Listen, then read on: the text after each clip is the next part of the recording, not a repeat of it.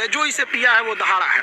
और आप अगर दहाड़ना चाहते हैं तो शिक्षा के सिवा कोई रास्ता नहीं है आपको, फिर सब हर कदम पे लोग आपको दबाते हैं। कलाम साहब ने भी कहा था कि किसी देश का भविष्य किसी कॉलेज के अंतिम बेंच पर बैठा हुआ विद्यार्थी के देख कर बता सकते हैं। ये भी होना कोई पाप नहीं है। एक रेस के घोड़ा को अगर आप देखिएगा ना, तो रेस पे घोड़ा पे ना, घोड़े पे जो बैठा होता है घुड़सवार, उस घोड़े को बहुत मारता है, इतना तकलीफ देता है कि घोड़ा को समझ में नहीं आता है कि हमको तकलीफ क्यों दे रहा है। लेकिन रियलिटी में देखिएगा ना, तो उसका मालिक उस घोड़े को जिताना चाहता है। तो उसी तरह हमारा मालिक भगवान है। अगर हमें गरीबी दे रहा है, तकलीफ दे रहा है ना, तो आप इससे घबराइए नहीं। वो मालिक हमें जिताना चाह रहा है, और आप रेस छोड़ के भाग जाइएगा तो क्या करेगा? वो तो आपको जिताना चाह रहा है। आप अगर कोई मूवी देखती हैं तो आपको 2 से ढाई घंटे की मूवी बड़ी अच्छे से याद हो जाती है, लेकिन आप कभी गौर कीजिएगा कि उस मूवी को बनाने वाला डायरेक्टर उस 2 घंटे की मूवी के लिए 2 साल से मेहनत कर रहा था, तब तो आपको याद हो गया ना।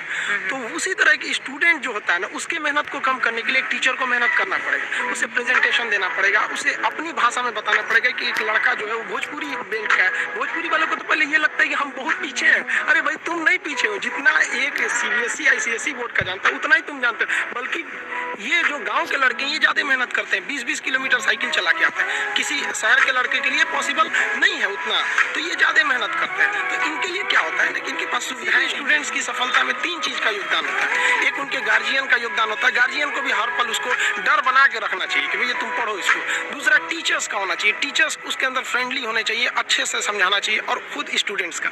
अगर ये तीनों का संयोग हो गया ना, तो दुनिया में ऐसा कोई चीज नहीं है जिसे जीता नहीं जा। जिस दिन हिंदुस्तान का लड़का इस एनर्जी के साथ स्कूल में जाएगा, जिस एनर्जी से वो सिनेमा घर में जाता है किसी मूवी को देखने के लिए, उस दिन ये देश बदल जाएगा। और ये पक्का बदलेगा, ये मेरा पूर्ण विश्वास है।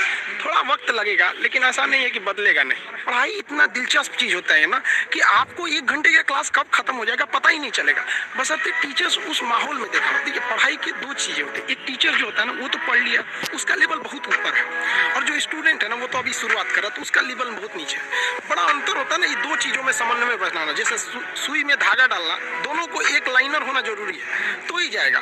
तो इसलिए क्या करना है कि टीचर्स को अपने लेवल को थोड़ा सा नीचे लाना। उसके लिए आसान है टीचर को कि भाई जो समझा रहा है बड़े लैंग्वेज में, उसको देहाती लैंग्वेज या नॉर्मल लैंग्वेज में समझाए, अपने लेवल को थोड़ा सा नीचे। और लड़के का भी ये कर्तव्य बनता है, माँ बाप का भी कर्तव्य बनता है कि उसको हमेशा प्रेरित करें कि थोड़ा सा तुम घर से थोड़ा सा मेहनत करके आओ इसमें, कि सर आज क्या पढ़ाने वाले हैं। जैसे ये हो जाएगा फिर कोई समस्या नहीं आएगी। तो टीचर स्टूडेंट दोनों की ओर से होना चाहिए इस चीज़ को। लेकिन टीचर को समझना चाहिए कि आप पढ़े लिखे हैं, आपसे गलती ना हो, इसलिए आप लड़कों को उनकी कमजोरी तक में बताएं। यहाँ पर बहुत से लड़के होते हैं वो तो सवाल ही नहीं पूछ पाते हैं डर के मारे। ये नहीं होना चाहिए, क्योंकि वो टीचर को टीचर समझ रहा है। लेकिन अगर टीचर को जिस दिन वो दोस्त समझने लगेगा ना, वो सवाल पूछेगा। और अगर वो सवाल नहीं पूछ रहा है तो आप क्या कर रहे हैं? 130 करोड़ जनसंख्या में आप एक मानव संसाधन को खराब कर रहे हैं अपने विद्यालय में बैठा के। वो सवाल नहीं पूछा तो क्या करें? मेरे लाइफ का एक ही प्लान है कि भाई जो स्टूडेंट्स है ना, स्टूडेंट्स ये इस देश को बदल सकते हैं। आज़ादी से पहले अगर आप गौर कीजिएगा ना, तो देश को बदला था वकीलों ने मिलकर। आप चाहे वो महात्मा गांधी को उठाइए, जवाहरलाल नेहरू, मोतीलाल नेहरू, या भीमराव अंबेडकर साहब, सरदार पटेल, या जितने भी हमारे स्वतंत्रता सेनानी रहे, तो ज़्यादातर लोगों ने वकील थे उस वक्त में। लेकिन अभी की जो दौर है वो युवाओं के हाथ में, स्टूडेंट्स के हाथ में। अब युवा अपने अधिकार के लिए लड़की, आप दबिए नहीं, आप दबेंगे तो दबाएंगे। और आप पढ़े लिखे होकर दब जाएंगे तो फिर एक अनपढ़ को तो कुचल दिया जाएगा, उसको दबाया ही नहीं जाएगा। तो अब स्टूडेंट्स जाग गया है, अब स्टूडेंट्स को कोई नहीं रोक सकता। आगे वाले देश का भविष्य वही है। और हमारे कलाम साहब ने भी कहा था कि किसी देश का भविष्य किसी कॉलेज के अंतिम बेंच पर बैठा हुआ विद्यार्थी के देख कर। स्टूडेंट सरकारी स्कूल में पढ़ने जाता है तो आपको क्या लगता है उसको कितना नॉलेज मिलेगा? वो 1 घंटा बैठेगा तो 1 घंटा में कितना नॉलेज गेन कर पाएगा? तो वहाँ एक कॉलेज के मैनेजमेंट की भी गलती है, और स्टूडेंट्स में भी है कि भाई देखिए, आप कॉलेज नहीं जाइएगा तो फिर स्कूल और कॉलेज जो होता है ना, माँ का दूध होता है, और ये सबके लिए जरूरी होता है। ये जरूरी है, वहाँ उनको भी समझना पड़ेगा। और गार्जियन के भी अंदर भी एक नैतिकता आनी चाहिए। और स्टूडेंट की जो सबसे बड़ी खराबी क्या है ना, उनके अंदर इच्छा है कि हमें कुछ करना है, उनके अंदर शौक है कि हमें नौकरी पाना है, पढ़ाई करना है, लेकिन उनके अंदर डर नहीं है। और ये डर बहुत जरूरी चीज होता है। किसी भी रिलेशन को बनाने के लिए ना, डर, जरूरत और इंसानियत, ये बना रहना जरूरी है। तो टीचर के अंदर इंसानियत होना चाहिए कि भैया हमें लड़कों को पढ़ाना है। लड़के के अंदर जरूरत है कि अगर हम पढ़े लिखेंगे नहीं, आगे नहीं जाएंगे तो हम कोई अच्छा काम नहीं कर पाएंगे। और डर तो सबसे ज़्यादा ज़रूरत है उसके जॉब की या किसी चीज़ का। डर तो होना जरूरी है कि अगर नहीं पढ़ेंगे तो समाज में हमको एकदम पीछे कर दिया जाएगा। तो स्टूडेंट के अंदर ना अभी डर नहीं रहा, कर अरे क्या दिक्कत है, अगली बार फिर भर देंगे फॉर्म, फिर कर देंगे, ये कर देंगे। और गार्जियन भी नहीं पूछता है उससे कि इस साल रिजल्ट नहीं हुआ तो क्यों नहीं हुआ। लड़का एग्जाम देने जाता है ना तो उसको पता चल जाता है एग्जामिनेशन हॉल में कि मेरा रिजल्ट होगा या नहीं होगा, और ये रियलिटी है।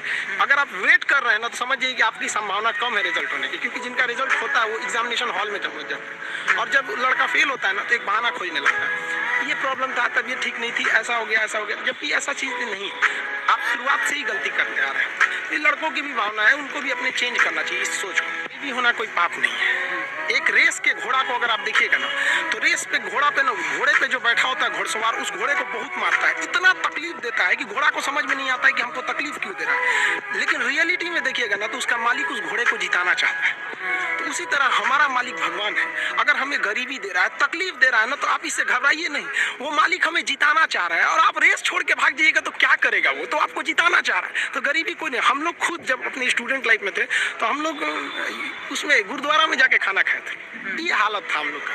इसीलिए हम भी अब कभी कभी जहाँ पे मतलब फ्री डोनेशन में नहीं, समाज सेवी लोग खाना खिला देते हैं, उतना घर से हम लोग कभी कुछ नहीं था तो वहाँ जाके खाना खा लेते थे। इसीलिए अब जब आदमी के पास है तो हम लोग भी थोड़ा अनाथ आश्रम या ऐसे चीज़ों पे हेल्प कर देते हैं। तो ऐसा नहीं है कि हम लोग भी बहुत बड़े घर से आए थे लोग, ऐसा नहीं है। तो गरीबी कोई बाधा नहीं उत्पन्न करती है, लेकिन अगर आपके दिमाग में बैठ जाएगा हम गरीब हैं, कुछ नहीं कर सकते, ये सब, अगर एक डॉक्टर ये सोचने लगे ना कि हम डॉक्टर हैं तो फिर मरीज का अच्छा से इलाज नहीं कर पाए। अगर डॉक्टर ये सोचे ना कि हम भी मरीज हैं और ये सोच के वो इंजेक्शन लगाए कि हम अपने को लगा रहे हैं, तो फिर उस मरीज को बड़ा कम दर्द है। तो टीचर जब ये सोच के पढ़ाने लगेगा ना कि हम टीचर हैं तो फिर स्टूडेंट को समझने में दिक्कत आ जाए। तो टीचर को ये सोचना चाहिए ना कि हम भी आ जाए कि स्टूडेंट की तरह ही, और एकदम मिनिमम